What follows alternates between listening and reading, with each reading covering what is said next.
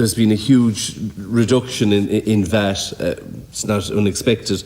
But we do know that there's been an increase in online sales, particularly in the grocery sector. It's not obvious, obviously, from the Exchequer returns. And I'm just wondering, Ms McCabe, if you think that there's increased competition from online sales. Obviously, must have been incredibly difficult for you when you have a shop full of stock. Suddenly and unexpectedly, you're shutting down, and people are trading online more and more. Do you think that Irish SMEs are moving more towards online? Do they need more supports in that? And are there SMEs that have almost moved from having a high street presence to trading online? In other words, that they're still trading but haven't opened their doors. I appreciate there's a number of questions there, but I would appreciate if you could seek to answer them. Thank you, Michael. Fellow chairman, same as myself. Okay, but online, we were lucky enough, we traded online, we were well established online during the lockdown, and I will say it was our saving grace. But if you look at the numbers of people and what they're spending online, 6.4 billion is spent online by Irish consumers, and 70% of that is going to multinational retailers. That's money not going into the Exchequer. And that's actually due to the lack of attention SMEs have gotten over the years. If you look at a lot of the grant aid that was available through Enterprise Ireland, it was all export driven.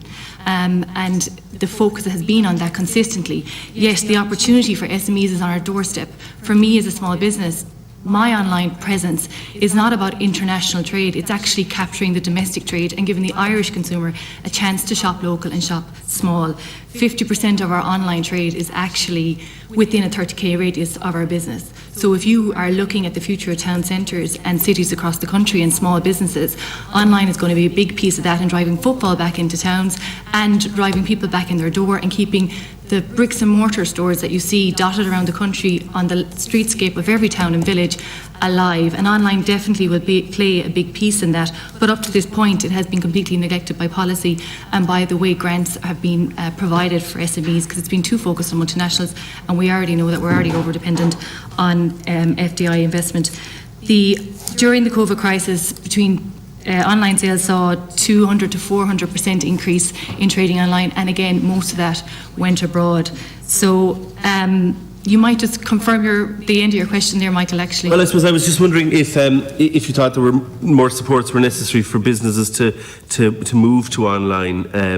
And secondly, I suppose it was a question specifically to Mr. Moore, and did he think that Exchequer returns, that if possible we should be able to see from Exchequer returns whether VAT was received from online sales or regular sales? Okay, so definitely more support could be put in place. There is an enterprise or a local grant of €5,000 that's provided by the Leos, which I can tell you now isn't a drop in the ocean if you really want to go online properly. And regards, just a comment there, I know it's for John, on splitting the Exchequer returns. For most businesses, the trade of online is quite intertwined with their in-store trade, so to differentiate between the two would be a challenge for a business in filing VAT returns. Okay. Which I appreciate as somebody who's self-employed myself. VAT returns are not a lot of fun when they have to be done, and they do have to be done. Mr. Moran? Yeah, look, I hadn't heard the idea before, and nor was I looking at the VAT rates to see whether they were split. As Jean said, these things could come with an extra burden in terms of how we do it. I mean, I'm sure technology can surmount that. I mean, look, I think the point, and we've said this throughout this afternoon, that the worst way to deal with a crisis is actually not having information. And so the more we can learn from every crisis, every sort of issue, to improve the level of information that's available for people to analyse, the more likely it is that we'll get to the right answers to the problems that we have. And I think if, as is happening, businesses going online, and Jean says even domestic consumers are now, when they're spending, looking for that facility, we should be able to analyse these trends. We should be able to know they're happening and where they're happening, and frankly we should be able to decide, going back to what was said earlier in terms of regional balanced development, we should also be able to analyse whether spending from people that are resident outside of Dublin or outside Cork or Limerick and the other big cities is actually happening in their local neighbourhoods, or indeed transferring across to different parts of the country, whether it's the Kildare village or wherever else it is, because that's the only way in which we can actually make the right policy responses to the problems that are developing. Thank you very much. Just regarding, obviously we've looked at national government response to date. The Lean on Me initiative wasn't specifically a local government response in the Midwest, but it was an excellent one. But are there other responses required from local government in general for any of the three witnesses? Do you have any views on? I'll have to thank you, Deputy, for the call out for Lean on Me. Derek was obviously, that's how we got to know each other, trying to produce a voucher scheme for people to spend money in their local shops, which of course went to Clare afterwards and up to Galway, and we'd love to go further, so thank you for the call out for that. But I think the real point for me, and I know Derek probably has some views on this, is this is an opportunity to reapproach the way the country works.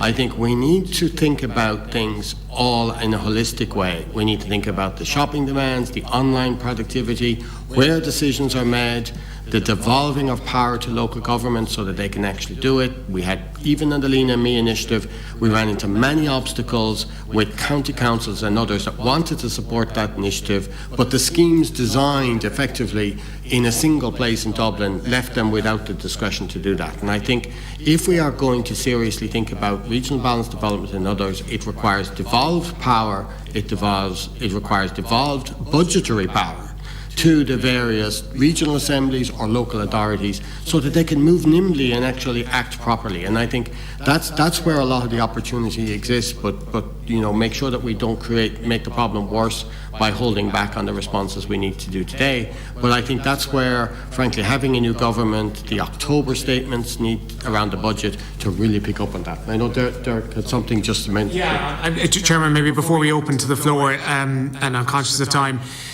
you know, there's definitely a need for more firepower at a local level, but really what we're here today is to speak for the 100,000 businesses that employ 500,000 people across this country that have a disproportionate effect in rural communities in particular. They are in a fragile state. They are vital to our local communities, vital to our social fabric. And we are at a tipping point now. Our government has a choice. Either we back our small businesses in a way that we've never done before and recognise their importance to our communities up and down this country, or we let them fail. And we suffer the consequences of that, which is a more painful recovery, greater levels of unemployment, and a recovery that can't be fuelled by emigration and export. We have that choice, and that choice is going to be made in the next few weeks in the July stimulus. There are 26 organisations that are backing this plan.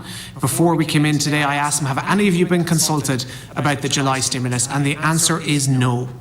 And I can tell you the July stimulus will be dead on arrival if SMEs are not listened to. Those programmes are not designed to be effective in the same way that they've been effective in other European constituencies. And I implore the committee today to use whatever power you have to make sure that that July stimulus is of the magnitude, the scale, and is appropriately designed for small businesses so that we can actually ensure that those 100,000 businesses that employ 500,000 people are saved.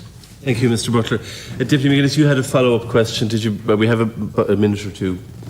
Mr. Butler here has, I think, delivered the message of the day. That cannot be ignored. And that package had better be heavily geared towards the sector we're talking about. And I think that we have to take note of the fact that in other hearings, in different scenarios and sectors, we heard the same message, that the stakeholders have not been consulted. And I'm shocked to hear Mr. Butler say that. And I hope that government and the departments are taking note of what has been said. Because now, you know, the cat is out of the bag. They have not been asked, and they need to be asked.